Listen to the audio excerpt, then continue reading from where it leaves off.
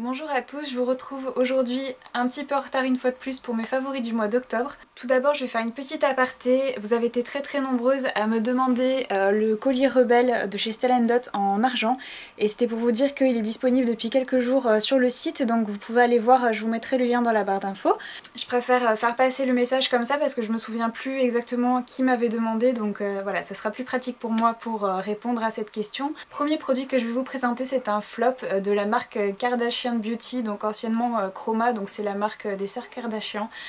Donc c'est le K24 Prime, donc en fait c'est censé être une base de teint, mais en fait il faut l'appliquer sur la peau, la laisser poser et ensuite la rincer, donc le concept est assez bizarre on va dire. C'est un produit qui est extrêmement pailleté. Quand je l'ai appliqué je me suis dit que les paillettes allaient sûrement partir au rinçage et en fait pas du tout. Il y en a seulement une partie qui s'en va et après pour enlever le reste ça a été une galère, j'en ai eu sur le visage collé pendant des jours et des jours. Après c'est des paillettes vraiment très fines mais c'est des petites particules qui sont vraiment très scintillantes. J'ai pas remarqué que ça donnait un rendu plus joli à mon maquillage, donc voilà, vraiment un gros flop. Ensuite je vais vous parler d'une autre base de teint qui par contre cette fois-ci m'a vraiment convaincue, donc il s'agit de la Baby Skin donc de chez Maybelline, que moi j'ai trouvé en grande surface, mais je sais qu'ils l'ont aussi dans les Monoprix. C'est une base qui contient du silicone, donc elle a cette texture caractéristique des bases qui sont composées de silicone. Après je trouve qu'au niveau de la texture elle est quand même légère, elle laisse quand même respirer la peau. Très souvent les bases de teint, si je les utilise trop souvent, elles me donnent des boutons en fait, et celle-ci j'ai essayé de l'utiliser pendant plusieurs semaines de suite et elle ne m'a donné aucune réaction. Donc si vous avez la peau un peu sensible et qui réagit très mal à ce genre de produit, je vous conseille de tester celle-ci parce que pour moi en tout cas elle a fonctionné. Au niveau des effets, elle lisse vraiment très bien la peau, elle diminue l'aspect des pores et ça permet aussi d'utiliser moins de fond de teint étant donné que la surface de votre peau est plus lisse. Donc franchement c'est vraiment un gros coup de cœur, en plus elle ne coûte pas très cher. C'est vraiment probablement une des meilleures bases de teint que j'ai pu tester ces dernières années. Donc ensuite mon blush chouchou de ce mois-ci, c'est un blush que j'utilise depuis des années, tout particulièrement l'hiver. Je l'avais un peu délaissé ces derniers temps et là j'ai recommencé à m'en servir et j'avais oublié à quel point je l'aimais ce blush. Donc il s'agit du blush Dallas de chez Benefit. Donc c'est un espèce de prune mais assez discret quand même, donc c'est vraiment la couleur parfaite pour l'automne et l'hiver, donc je l'aime vraiment beaucoup. Et l'été sur une peau bronzée il rend vraiment très bien, donc pour moi il fait partie vraiment de mes blushs préférés de tous les temps. Ensuite ce mois-ci j'ai testé la colle à fossiles de chez Bourjois. Donc je vais vous parler d'abord du point positif, c'est le packaging. En fait vous avez un petit pinceau comme ça, donc c'est vraiment très pratique pour appliquer la colle sur vos fossiles. Après elle ne colle pas super bien comparée à ma colle duo que j'utilise depuis de nombreuses années. Voilà, elle ne fait pas le poids, il faut en mettre quand même pas mal pour que ça colle, elle est assez longue à sécher et j'ai dû faire des retouches dans la journée. Donc après c'est vrai que le petit pinceau c'est très pratique si vous avez besoin de faire des retouches dans la journée, que vous avez les extrémités de vos fossiles qui se décollent, ça peut être une colle sympa pour tout ce qui est retouche. Après franchement c'est pas la meilleure colle à fossiles que j'ai utilisée. C'est bien dommage parce que le packaging était vraiment très astucieux. Ensuite ce mois-ci j'ai beaucoup utilisé le crayon à sourcils Lingering de chez MAC. Donc c'est un crayon donc, qui se twist comme ça et vous avez la mine qui sort. La mine est vraiment très fine. Et je pense que c'est une couleur qui peut convenir autant aux brunes qu'aux châtains et aux blondes. C'est une teinte qui est vraiment neutre et qui peut vraiment convenir à beaucoup de couleurs de cheveux, à moins d'être vraiment très brune, d'avoir les cheveux presque noirs. Je pense que c'est une teinte qui pourrait convenir à tout le monde. Et la mine très fine comme ça qui n'est pas nécessaire de tailler, je trouve que c'est vraiment très pratique.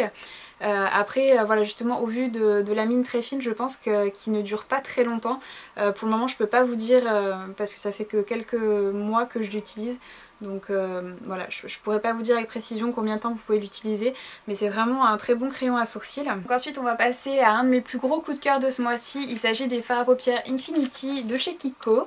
Donc les nouveaux fards à paupières, c'est ceux qui vont remplacer donc les anciens. Je vais pas trop m'attarder dessus parce que je vais vous en faire une vidéo détaillée que je publierai juste après celle-ci. Ces fards à paupières vont remplacer donc les anciens, ils s'achètent donc en recharge, donc vous avez ensuite des palettes qui sont vendues à part, donc des palettes de 1 fard, 3, 4, 9 et 24 je crois.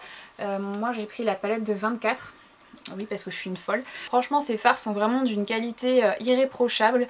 Ils sont à 4,90 € et vous avez les pailletés qui sont à 6,90 €. Donc au niveau du prix, c'est vraiment très raisonnable. Et au niveau de la taille, ils font exactement la même taille que les fards Make Up For Ever. Donc ils sont assez grands. Donc il y a deux teintes que j'ai énormément utilisées ce mois-ci.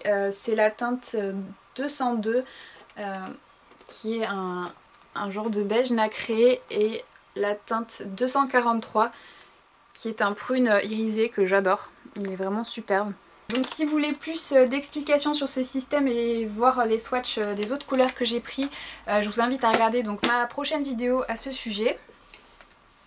Ensuite, un autre fard à paupières pour lequel j'ai eu un énorme coup de cœur ce mois-ci, il s'agit d'une illusion d'ombre qui s'appelle Apparition, donc c'est la teinte 91.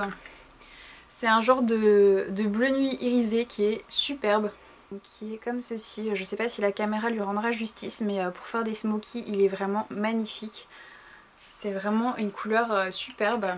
Ensuite, j'ai pas mal de produits pour les lèvres à vous montrer ce mois-ci. Tout d'abord, deux autres produits de la marque Chroma ou Kardashian Beauty. Donc c'est les Joysticks. C'est des rouges à lèvres donc sous forme de crayon comme ça. Donc vous twistez le bas et vous avez votre rouge à lèvres qui sort. J'ai pris deux teintes. La teinte Sea Coral qui est là. Donc c'est un genre de corail assez clair, assez portable, donc ce sera plutôt une teinte que je porterai cet été, et la teinte Baby Doll Pink qui est un très joli rose très portable. Donc ces genres de jumbo à lèvres sont vraiment très bien, ils ont une odeur un peu vanillée qui est vraiment très sympathique. Au niveau de la tenue c'est très correct. Vous pouvez trouver les produits Kardashian Beauty sur le site Fil Unique, de toute façon comme d'habitude je vous mettrai tous les liens dans la barre d'infos. Ensuite je vais vous parler du rouge à lèvres que je porte aujourd'hui, c'est vraiment un gros coup de cœur. En fait c'est la couleur principalement qui me plaît, que je trouve vraiment très jolie. Pour celles qui sont familières avec les rouges à lèvres MAC, c'est un peu un mix entre rebelle et diva, donc pour moi c'est vraiment la couleur idéale pour l'hiver. Il s'agit d'un rouge à lèvres de chez Urban Decay, donc la teinte c'est Shame. Donc comme je vous disais, c'est celui que je porte aujourd'hui. La couleur est vraiment sublime.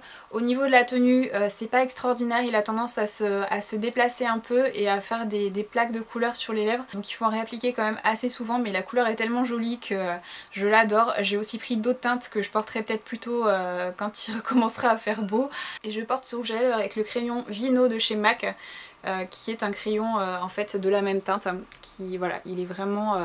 c'est vraiment exactement la même couleur. Donc si vous avez ce rouge à lèvres et que vous cherchez un crayon pour aller avec, je vous conseille vraiment celui-ci. Donc ensuite je vais vous parler des Baby Lips de Maybelline. Donc je sais que les avis sont assez partagés, il y en a qui adorent, il y en a qui détestent. Et bien moi je fais partie des personnes qui adorent, tout particulièrement la teinte Pink Punch. Ça donne voilà, une petite touche de rose sur vos lèvres, mais ça reste vraiment très portable. Ça sent vraiment très bon, une odeur fruitée. Au niveau de l'hydratation, c'est sûr que c'est pas extraordinaire, mais je pense que c'est pas, voilà, c'est pas le but premier de ces Baby Lips. J'aime aussi donc beaucoup la teinte Peach Kiss, donc c'est vraiment un nude qui va vraiment discrètement colorer vos lèvres et toujours cette odeur très agréable. Donc voilà, moi je l'utilise les jours où je veux pas trop me maquiller les lèvres. Et j'ai aussi pris la teinte Cherry Me qui est très sympa aussi mais que j'aime un peu moins. C'est une teinte qui est voilà, beaucoup plus discrète je trouve que le rose. Donc finalement je ne l'ai pas utilisée tant que ça celle-ci. Mais ces deux là je les aime vraiment beaucoup. Et pour terminer on va parler vernis, notamment un vernis dont j'ai fait l'acquisition au tout début du mois d'octobre. Il s'agit du vernis Rich de chez Revlon. Donc c'est un espèce de kaki avec des irisés dorés, il est vraiment magnifique. Je l'ai mis donc je crois un jour ou deux après l'avoir acheté et il a tenu tout le mois sans rire. J'ai mis une photo sur Instagram juste avant de l'enlever, il avait quasiment pas bougé. J'ai dû l'enlever parce que mes ongles avaient poussé et que ça faisait plus très joli. Donc sachant que je fais la vaisselle sans gants, je fais le ménage sans gants, je fais tout sans gants, je ne fais pas spécialement attention à mes mains. Les vernis Revlon en règle générale tiennent très bien, mais alors celui-là je lui décerne la palme du vernis qui tient le plus longtemps au monde. Vous avez été nombreuses à me demander quelle base et quel top coat j'utilise. J'utilise toujours les mêmes, donc quand je vous parle de la tenue d'un vernis c'est toujours avec cette base et ce top coat, donc afin d'avoir des paramètres similaires pour tester tous les vernis en fait. Donc la base c'est la base gel en fait 1 seconde de chez Bourjois que j'adore, c'est ma base préférée. Et mon top coat je n'en change pas, c'est le sèche vite. Voilà, je sais qu'au niveau de la composition c'est crado mais j'ai jamais trouvé un top coat aussi bien. J'en teste régulièrement d'autres mais pour le moment il n'y en a aucun qui a détrôné celui-ci. C'est tout pour mes favoris du mois d'octobre, j'espère que cette vidéo vous a plu et je vous dis à très bientôt pour de nouvelles vidéos.